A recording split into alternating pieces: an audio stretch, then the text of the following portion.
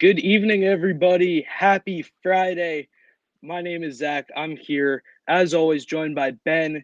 And with us as a guest star, we have the one and only Taylor Kyles. How are you both doing this fine Friday evening? Ben, you go first, bud. This is fantastic. We have Taylor on the show today. As you guys know, every Friday we have a guest on. We had Sophie Weller on last week. That was fantastic. But we have a jam-packed show today, and we have a total professional in every way in Taylor Kyles. You're too kind. Word professional in my name still doesn't sound quite right, but I appreciate it, guys. You two are absolutely killing it. Really admire what you guys are doing. So just excited to be on. Thank you. And following Sophie is a pretty big task, so I will try to do my very best. All right. Well, I guess let's just start it up there. Obviously, the biggest stories right now all have to do with the draft. So we'll start with that. Coming up in just under 2 weeks, Patriots, as we all know, hold the number 3 overall pick. What are we thinking with that pick? Drake May, man. Obviously, it depends on who's actually there. If the Commanders take Drake, my recent thing has been trade out and try to maybe get back into the top 5 and get J.J. McCarthy once you get yourself maybe another pick or two. But yeah, I've been pretty adamant that I think if Drake May's on the board, you sprint up to the podium. I know Gerard Mayo has talked about the fact that he thinks Drake May has no ceiling. And when you talk about a guy like that, I feel like it'd be pretty hard to pass on him. Now, it's going to be a collaborative effort. They've talked about that quite a bit this offseason. So one person's not going to decide. But at the same time, when you factor in age, upside, and then the fact that I think a lot of the critiques of Drake May's game have been pretty overrated.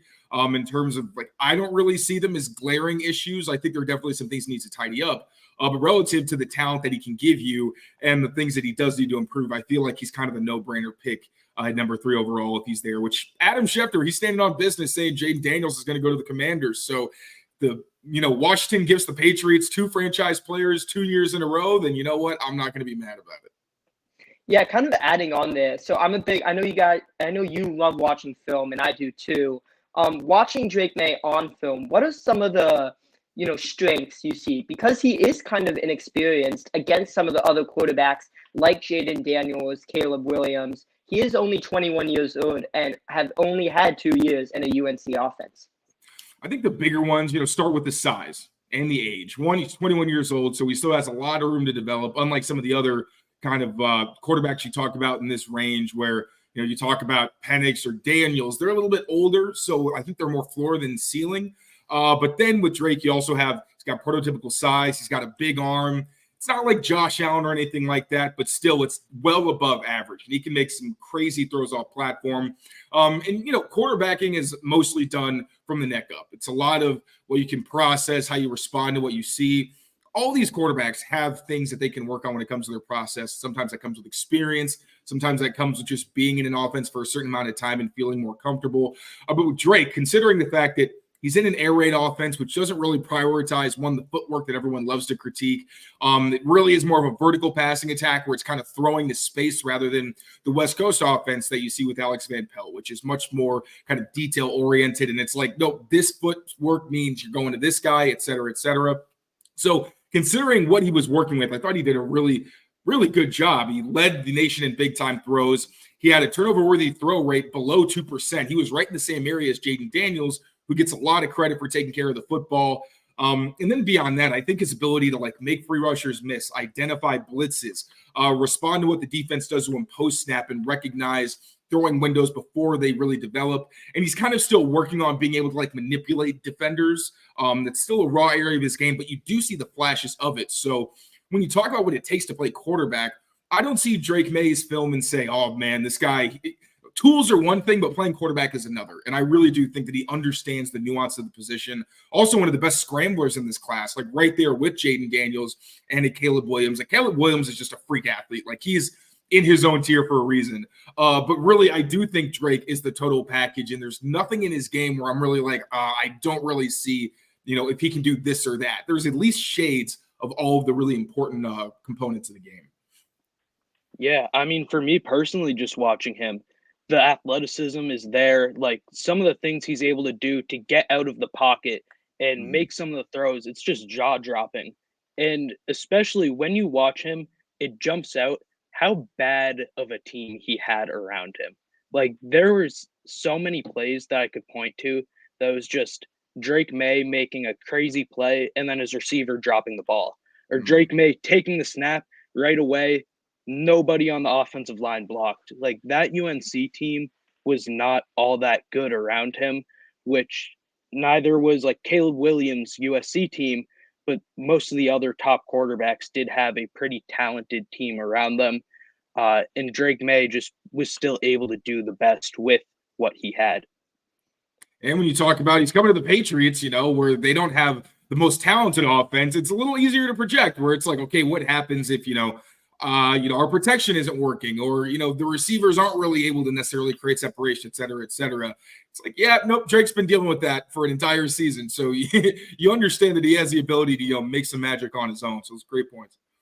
Now, Sam Howell was also at UNC a couple years ago, went to the NFL, hasn't been as successful as some had hoped. What are some of the differences you've seen between how Sam Howell mechanics look different than Drake May's? I mean, it's why it's important to scout the player, not the helmet. I don't really think they have very similar games at all. I wasn't really looking that deep into Sam Howell's game either, to be totally fair, because that wasn't really a position need for the Patriots. But when I'm looking at what he did last season, for example, like the biggest flaw was that he put the ball in harm's way very often. Now, he was willing to make the big time throws like you see with Drake May, but I think Drake has a better sense for the field and when not to throw into certain windows, which isn't really a part of his game I'm worried about. You don't really see him throw into bad situations very often. And when he does, it's kind of like it's jarring because it doesn't happen. And of course, kind of like Sam Howell, their ugly plays tend to look really bad. But yeah, honestly, I don't really see them as really comparable players. They're both athletic and, they have the running ability and all that stuff. But yeah, I think Drake May is a whole nother animal in terms of like really being able to play the position on a consistent basis. Yeah. Now, if Drake May ends up getting drafted by the Patriots, is that someone you would expect to start week one? Or would you expect someone like Jacoby Brissett to, get the Patriots off, hopefully on the right foot before May steps up? I think the only way that you don't start Drake May right away is if the Patriots are truly concerned about the supporting cast and they don't want to have him develop bad habits. I think that even if it does take him maybe like a couple weeks before he's out on the field in terms of like him actually being ready and you want to make sure his mechanics are fine-tuned, like Alex Van Pelt has kind of downplayed how difficult it is to work on, lower body mechanics and footwork because he's done it in the past with like Andy Dalton, Jacob Browning, Baker Mayfield. He has a track record, and if you look at him on the record and then, in conversations that we've had with him as well, it doesn't seem like that big of a deal. So I think Chukwueze Okorafor is a solid tackle. It's going to, be dependent on whether he's still comfortable. He hasn't played left tackle since college, although he does have a lot of experience there in college. So we're going to see if he can play there at the NFL level and his game from the right side translates. Cole Strange can get out there relatively soon. They still have Nick Leverett, so I think that's, solid depth at the left guard spot. In the receivers, they're still pros. You still got Kendrick Bourne, Mario Douglas, Hunter Henry, Austin Hooper's a solid one, and then Antonio Gibson and Ramondre Stevenson. Is this going to be the most explosive offense in the league? It's still, you got to see who they're going to draft and what kind of receiving talent they can add. But it's fair to assume that, no, they're not going to be this high-flying offense. But I still think that Drake May can make the most of that kind of situation without really being a huge liability if he is asked to start early on. You talked a lot about that supporting cast, obviously super important for especially a rookie QB. Moving on within the draft, that second round pick, number 34, do you think it's a receiver, a tackle, dependent on who's available? What do you think about that? I mean, always depending on who's available. I feel like it's a bad idea to lock yourself into one position. My biggest thing is I like it to be someone who can contribute quickly. Second round, that's someone you're expecting to at least be a heavy rotational player. With that criteria, it kind of leans more towards a wide receiver, some kind of weapon, because that's someone who they don't have to start necessarily right away, but they can still factor into your offense, provide some big plays, give that explosiveness, or maybe line up on the outside and be that kind of figure that they don't really have right now. At the same time, if it's someone like Kingsley Suamatea, who has a really high ceiling, is still very young, was a team captain as well, and really checks a lot of your boxes, he may not start year one, but I'm not going to be mad because he's a really talented player at a huge position of need where, Chuks Okorafor is only on a one-year deal. So I think it's pretty obvious that they plan on getting someone to be their long-term answer. I also think there's a lot of depth in this class, even at left tackle, which typically doesn't have depth. Scott Peters is who we think he is, and he learned from one of the best offensive line coaches of all time in Brian Callahan, someone who you can actually mention in the same breath as like a Dante Scarnecchia in terms of their impact on the game. If you get some like a Javon Foster or Travis Glover or somebody kind of in that type of realm, I think they still have the ability to maybe develop into someone who can start. But again, if it is someone like a Kingsley who's still super talented but is going to need about a year, I'm not going to be mad, although I would prefer some kind of impact player like a receiver. Now, how important is it in this draft to get your franchise QB at number 3, as opposed to drafting a quarterback like Penix, or I won't list J.J. McCarthy because J.J. McCarthy is supposed to go at the top, but someone like Penix, maybe even Spencer Rattler, and then kind of attack that QB in the following draft? How important is it to you for the Patriots to stick at 3, draft that quarterback, and really get that next franchise guy? Well, it's not even about what I think. It's about what like free agents think. The Patriots acknowledge they had a hard time recruiting people because in part of their quarterback situation. And that's with Jacoby Brissett already on the roster. So it's not like the cupboard was completely bare. They still had a guy who had experience in the NFL, was very well respected, but who clearly is not the future because he's on a one-year deal. Bailey Zappi, I think, is solid, but I think he's nothing more than maybe a spot starter and a career backup, that kind of guy. And picking at number 3 is something you're hoping you never have to do again.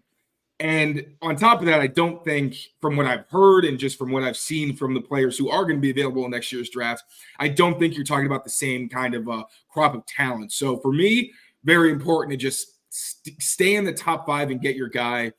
I like Penix. I don't love Penix. I think he's a great leader. I think he's clutch. Those kinds of things in this game are to the level where if the Patriots ended up taking him, I'd probably talk myself into it, but I wouldn't be, over the moon about it. I think he's a better fit for a team that can kind of win now and where he can just be plugged into a system that's already, strong offensive line, good coaching staff, which we don't even know if the Patriots have yet. Still to be seen what they actually do in New England. And then, I think Spencer Rattler's a fine quarterback. I really do. I don't really understand all the criticism he gets where people act like he's just some bum on the street. Like, no, this is one of the more mechanically sound quarterbacks. Talk about Drake May being in a bad situation. Nobody had a worse situation than Spencer Rattler, and he still managed to make that a somewhat competitive team. And his ability in the pocket, from what I've heard, his maturity has come a long way since, what everybody thinks about with Rattler, where he was on that Netflix show or whatever, and he had a bad moment. He was like a 17-year-old kid. I think it's kind of unfair to assume that he hasn't changed at all. Especially given, again, what reports are on his character and how much he's grown in the maturity that he's shown. That said, 6 feet tall does scare me. And I really can't mince words about that. A team that drafts Rattler, I think, is going to be one where, similar to Penix, they have a pretty good system around them. And he can kind of go in and either just be an immediate contributor in a good offense, or maybe if, you have a quarterback who's maybe a year or 2 away from free agency or maybe retirement or something like that, then you get Spencer Rattler, see what you have in him, and maybe he can take the reins and you see if, hey, is the height a huge deal for him? That's, it's up to them to decide. But I think with Drake May and JJ, their ceilings are much higher than what you're going to get in other parts of the draft. So, don't overthink it. And I don't think the Patriots are. I think they understand what position they're in and how important this is as well. So stay in that top 5 and take your guy. And I mean, speaking on Rattler a little bit, just from personal experience, you mentioned his character. I was down there in Mobile and got to talk with him for about a minute, not too long, but he was one of the like most genuine, nicest guys that I talked to there, like introducing himself to everybody, shaking everybody's hands, just the little things like that like stick out. Yeah. But then going back to the draft now, assuming that the Patriots go with the quarterback at 3, like we talked about, and 34, you're sitting there, it's the bottom, or I guess the top of the second round. Do you think that that's a place they should look to trade up and go get pick 25 to 30, that type of range, for a possible receiver, offensive tackle, and that also gives you a 5th-year option with the contracts? They love someone. Like, if they're enamored with an AD Mitchell or a Tyler Guyton or like an Amarius Mims, then yeah, sure. If you are confident in the guy and you think he can be a quick impact player for you and a potential franchise cornerstone, then absolutely go get your guy. Personally, I'd like to see them trade down, if anything. Get yourself some more picks. I think they should address offense in every single round, quite frankly. But at the same time, if you look at the defensive line, there's a lot of guys hitting free agency next year. And also the pass rushing talent isn't really great. You have Josh Uche on a 1-year deal. Matt Judon's going to be 32 this summer. And then Keon White is still pretty unproven. Then you look at cornerback. You have Christian Gonzalez and Jonathan Jones are your guys. But Jonathan Jones, we don't know if this is going to be his last season or not. And he's coming off of surgery.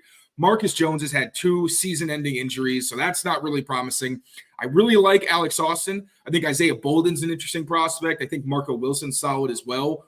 But listen to the names I said. Like, clearly, they could also use some help there. I wouldn't be surprised if they took a cornerback. And then safety, of course. You get Kyle Duggar back, so assuming Marte Mapu takes a step forward, that should be a really good group. But at the same time, you saw, like, when injury struck, that was really helpful when Jalen Mills was around. He was a rotational guy. Sometimes they had 4 safeties on the field. Not super often, but, they do like to have a rotation and some depth there. And you lose Miles Bryant, extremely valuable player for you. Frankly, I think boundary corner and slot corner, I think, are guys where they could use some bodies and maybe an infusion of talent because of how reliable and versatile Miles Bryant was. And obviously, Adrian Phillips was more of a special teamer, but losing him as well, it's just one less body you have at safety. So, everywhere but linebacker, really, they could use some more help on defense. So if you get more picks, and Gerard Mayo's mentioned, you get more swings, and it's a higher chance that you're going to hit on these guys. So if the Patriots love somebody, sure, get back into the top in the first round. But really, I'd like to see them after they get their quarterback, because, again, I think Drake May is the kind of guy who can really rise all ships and make the guys around him better because of his talent.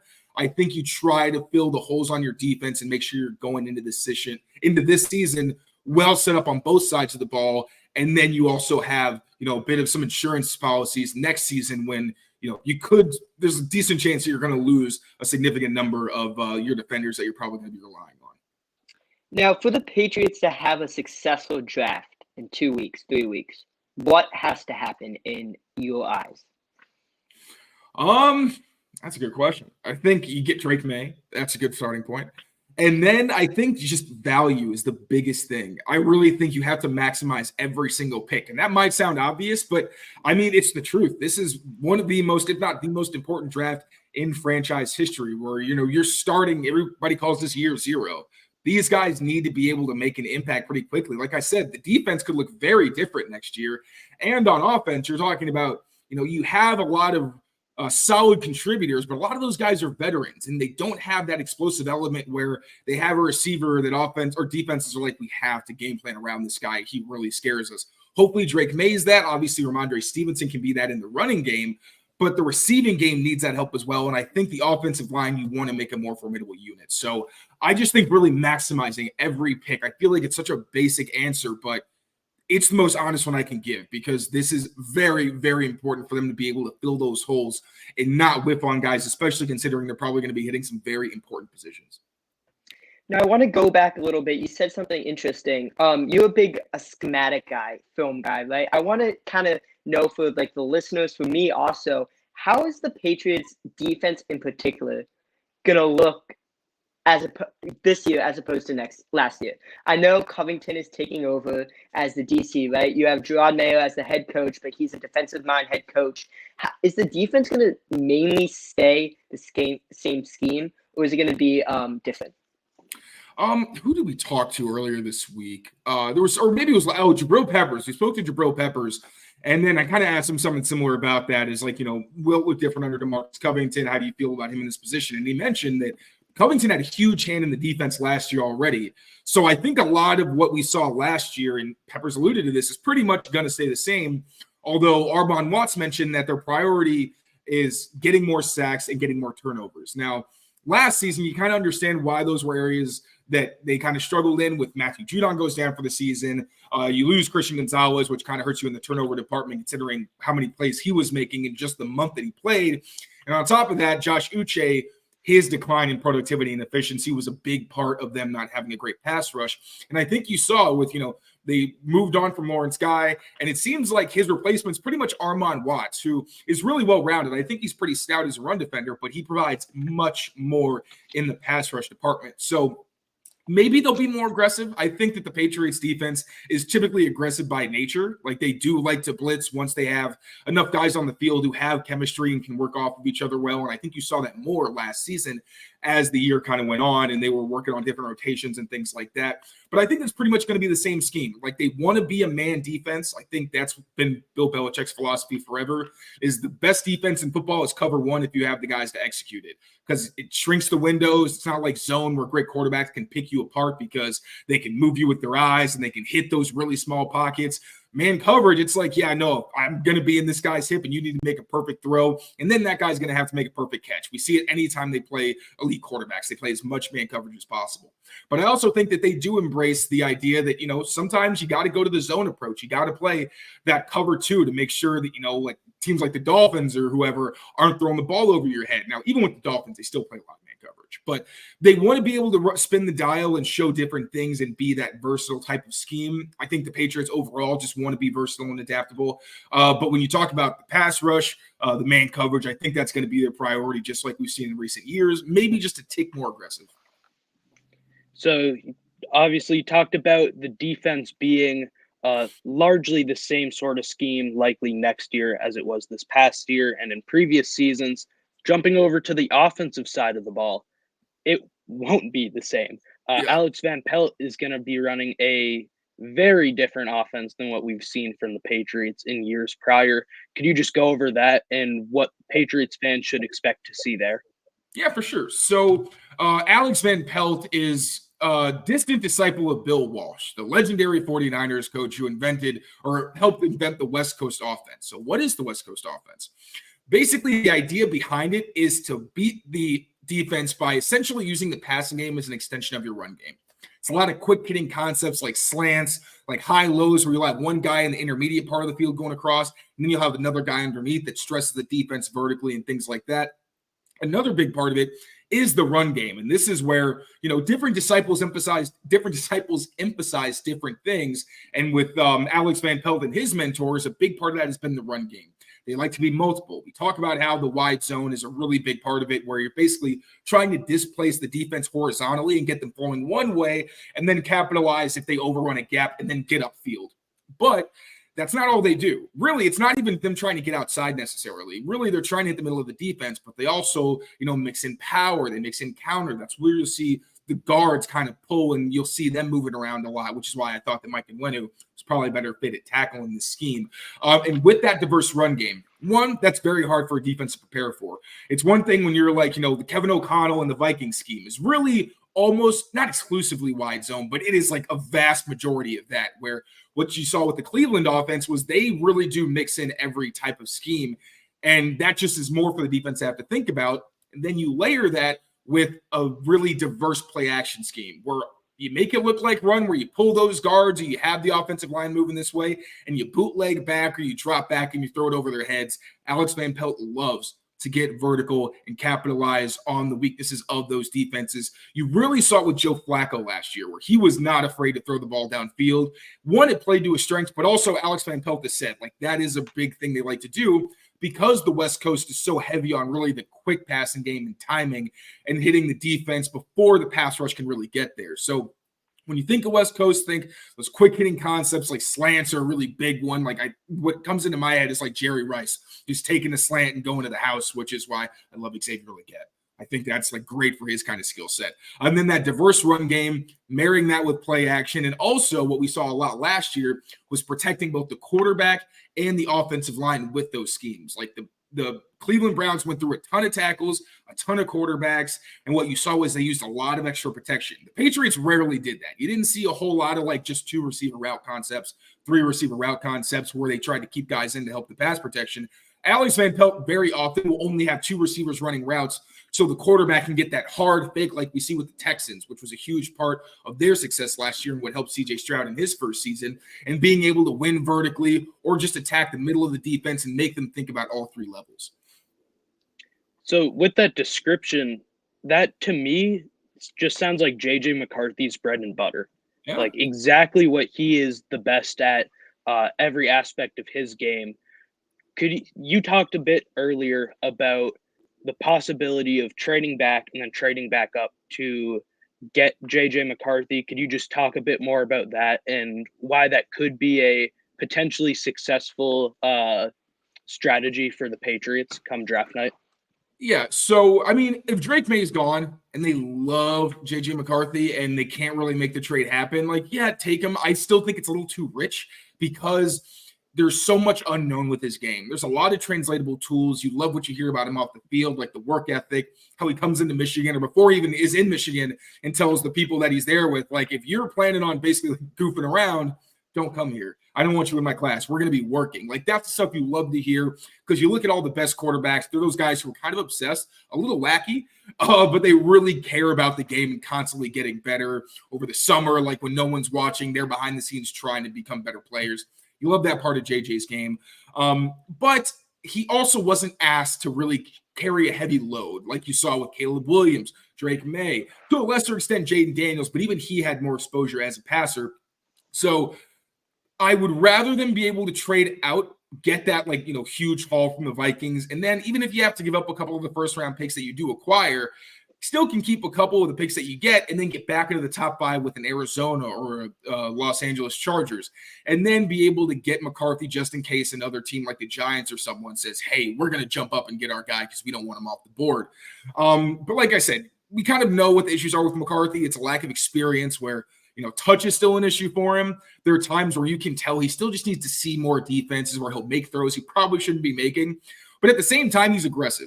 Now, it's very different. I'd rather have an aggressive quarterback who's going to maybe make some throws he shouldn't, and then he'll learn from his mistakes and grow, versus a guy who's going to be more conservative. And then you have to kind of see if he's got that aggressiveness in him.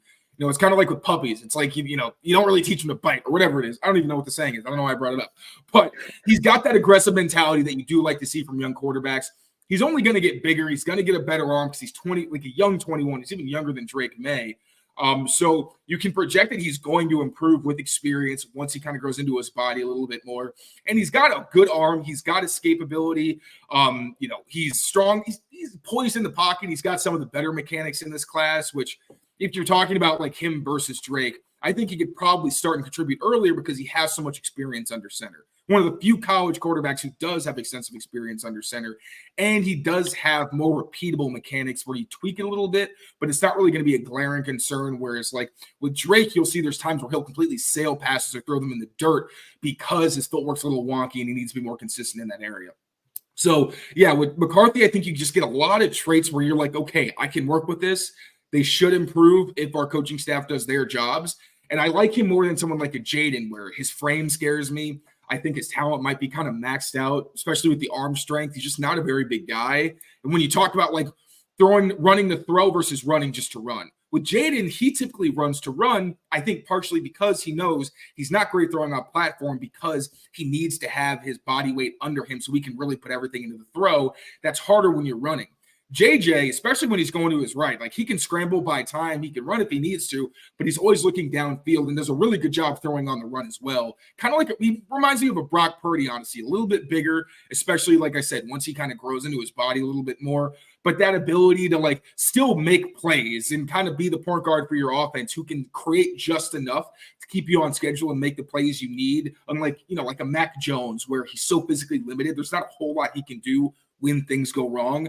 So yeah, I think J.J. McCarthy is the guy that you really should target if Drake's off the board because his upside, I think, is just so much higher than what you get with the other prospects. you kind of hit on it at the end there. I was just wondering, this may be a little bit of a lazy take, but comparing the college career of Mac Jones and J.J. McCarthy, both of them won a national championship, both went to big schools, obviously one in the Big Ten and one in the SEC, but like they're kind of in a little bit of a similar spot, right? Mac Jones was slated to go to the 49ers at 3, obviously fell to the Patriots. What are some of the differences in the mechanics between the two quarterbacks? Well, mechanically, I think that Mac Jones was definitely more sound. Like that was a strength of his game going into the league.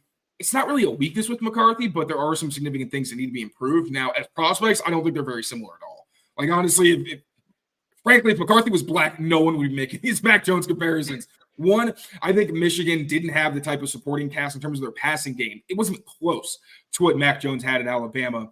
And also with Mac and like even Zach Wilson, I don't really love to make comparisons to them necessarily because they got so little support. Like you saw, Mac Jones could do just enough to like help the offense and make them productive his first year when he had a good quarterback coach and offensive coordinator, when he had decent enough talent and good protection. But then you saw once the coaching and the talent started to diminish, he couldn't really do enough to overcome that. Now, with J.J. McCarthy, you're hoping that with this coaching staff and with the team kind of aiming towards fixing the offense and really having an eye towards that, unlike what I think the Patriots have had in recent seasons, if he came to New England, I think he'd be in a much better system, especially with Alex Van Pelt being one of the only coaches who can actually fine-tune footwork in the season and make sure that those things are tight and he can be consistent. So I understand like the parallels in terms of, like you said, national champions. They were on really good teams, but JJ had more help from, his run game and his offensive line, but really he wasn't throwing to a whole lot of studs. Like Roman Wilson's a good player. He's like the second round pick. And then like Cornelius Johnson's a day 3 guy. AJ Barner's a day 3 guy. The offensive line, again, is very good, but he wasn't throwing in many like elite talents necessarily. So yeah, I think it's a really different situation. And then with McCarthy, also to his credit, he threw on third downs a lot. Like it was a lot of run. Oh no, we're in third and long, third and medium. We can't run. And he converted in those opportunities despite not having a lot of chances to throw, which is very impressive considering it's kind of like, it's not like coming off the bench necessarily and having to have success, but when you're not throwing the ball, it's harder to get into a rhythm. And he showed that he doesn't always need that. He can still make those big plays when he needs to. So yeah, I think he's a much more exciting and a higher upside prospect than Mac because he's more athletic. Although, I think Mac, in terms of his IQ and his mechanics, like he walked into the draft as one of the best prospects in both those areas. Circling back to the Van Pelt offense, and I just want to ask about what the Patriots are missing to be able to run that offense. What type of player? Obviously, a quarterback. They have a pretty big hole there, but the types of players that are specifically helpful in running that type of offense, what should the Patriots look to target? An extra receiver for sure. You saw Amari Cooper, a lot of the Browns' big plays last season. And part of this is because they didn't have a ton of talent at wide receiver outside of Amari Cooper. But his ability to just go on that backside and win 101 was huge for them. It helped them vertically. It helped them in the quick passing game in critical situations. Just having that guy they could lock in on. Patriots don't really have that kind of receiver. They have a lot of more Z slot types. Z is where, it's one of the more advantageous positions on the field where you can go in motion. You can be used in stats, just things that kind of help you get off the line and make your job a lot easier. On top of that, I think that Hunter Henry's a solid wide tight end, but I think you even saw last year with Pharaoh Brown where they really liked him in that role and used Hunter Henry as more of the off-ball guy because he's not a great run blocker. He'll get in the way, he can help out on doubles and combos and things like that, but he's not exceptional in that role, like a David Njoku or even a Harrison Bryant, who was definitely used in a more diverse role, like what you'd see maybe if they took like a Jaheim Bell or like a Ben Sinnott. But I do think they could use a really good wide tight end, like a Tip Raymond. I really, really like him, who's dominant as a blocker and can really help you in the run game. And then I'd say, I already mentioned it, but just like a long-term tackle. I think Chooks will be fine in whatever role they ask of him, especially if they do go to that zone scheme. I think he's athletic enough to be that cutoff guy on the backside. But still, you want a long-term answer with athleticism who can play in the zone scheme again and who can hold up in pass protection. Ideally, that's what you want in your left tackle. So yeah, get your X receiver, get your Y inline tight end, get yourself someone who you can rely on at that left tackle spot. Perfect. Now going over to the chat from Ken, again, talking about the Van Pelt offense, do you think the Patriots are going to use Ramondre Stevenson and Antonio Gibson similarly to how the Browns used Kareem Hunt and Nick Chubb? I think Ramondre Stevenson more as like an inside runner, which to be fair, they kind of used Kareem Hunt in that way. You saw a lot of power from him, whereas with Chubb, it was a lot more of that wide zone kind of scheme. But I think the best way to use Ramondre would probably be on like duo, like those double teams basically where it's like it's power without a puller, where you're basically just trying to kick guys out of the way, and then the running back reads the hole and either hits inside or he'll bounce it. I think that's where Ramondre really, really thrives. Antonio Gibson is more of that zone back, where with Commanders, he had a lot of his success when they were trying to stretch the defense horizontally. So, again, this is going to be a diverse run scheme, and I don't think like their skill sets are necessarily direct translations, but I do think that Ramondre, you want him to be your downhill guy, whereas with Gibson, he's probably going to be the guy who can hit outside because he has the speed, but is really going to be used more on the wide zone concepts. Yeah. Has the Patriots always had a outside zone run scheme? Because I remember like they used to be kind of more of a gap run team a couple years ago. No, they've always been pretty gap oriented. That was really their bread and butter, but you'd also see some wide zone, especially like with Brady when they would use their hurry up and like you'd have James White in the backfield or something. That was I used to hate it too, because for whatever reason, they could just never get guys blocked. I felt like it never worked. But they've always had some level of wide zone in their offense, but it did kind of drop off in recent seasons. Now, the big difference, right, for some people who don't really know what we're kind of talking about here is when you're in that wide zone, you kind of have those linemen going to the second level to block, while as when you're doing a gap, all you're doing is making sure you have gap integrity and covering like each gap across the line. Is that correct? Well, in both, you do want to get to the second level. It's not like always the priority necessarily, but I would say with the wide zone, and kind of like I touched on earlier, it's more about horizontal displacement, whereas gap is more about vertical displacement. Like you're trying to push guys backwards. And that's why you see with a lot of these wide zone teams, they have smaller guys who can get out in front of linemen and really are just more athletic, because it's not so much about overpowering people. It's about creating displacement and trying to create alleys when you're going sideline to sideline. So when you're looking at linemen for the Patriots in this draft, do you think there's more of a need for an athletic tackle, or more of like a big, 360 pound, 6 foot, like 5, almost like a Trent Brown, obviously not as big as him, tackle?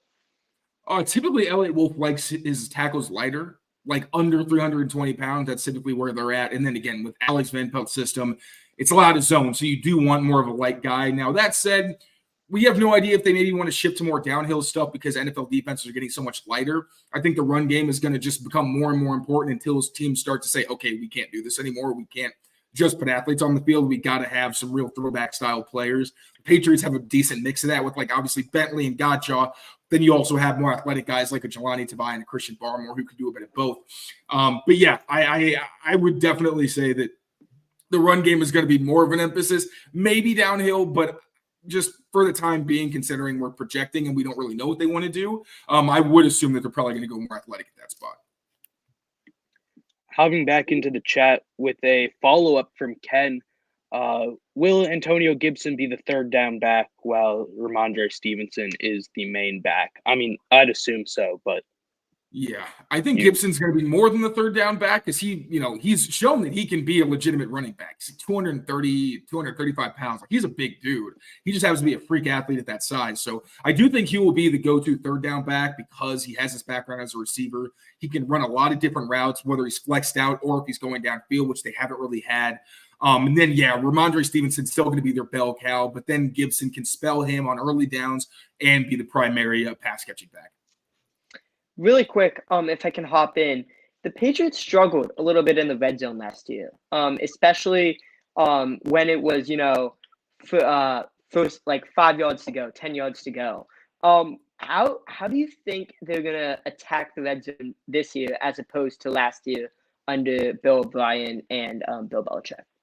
So they were sneakily actually very good in the red zone. They just didn't get there very often. They were one of the most efficient red zone teams. That was one thing that I was charting for a while. I found it like midway to late in the season. I was like, wait a minute. this is kind of weird. They were like dead last in red zone opportunities, but when they got there, they typically did score. They were leaning on the run game. Hunter Henry was a huge part of that. Mike Gesicki had himself some touchdowns down there. But at the bottom line, I think, you want to get your guys with size and give them opportunities. They don't really have that. Again, I think Hunter Henry is your go-to red zone threat. I think Austin Hooper can give you that as well. Maybe some design touches for like Kendrick. Actually, no, Kendrick Bourne's been pretty good in the red zone as well when he's gotten opportunities. Didn't get a ton of chances to show it last season, but in years past, like on corner routes and things like that, he's been pretty effective. Maybe some design stuff for Pop, although his short area quickness, I think you could capitalize in that area as well. But really, it's more about like the quarterback and being able to take advantage of those opportunities. I think they were still really good. It's just you need to get in the red zone. That's how you become a good red zone offense, is you get there and then you score a lot of points and you get up there in the rankings.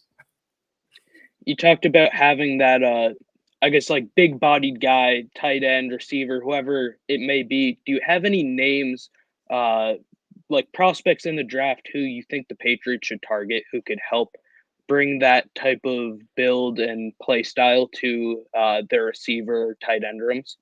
Yeah, so if you're looking for size and like that 50-50 ball kind of opportunity guy, I love Xavier Legette. I think he's one of the few guys who gives you that kind of size and also is very explosive. Keon Coleman, less explosive, but just the kind of guy where if the ball's anywhere near him, he's going to catch it.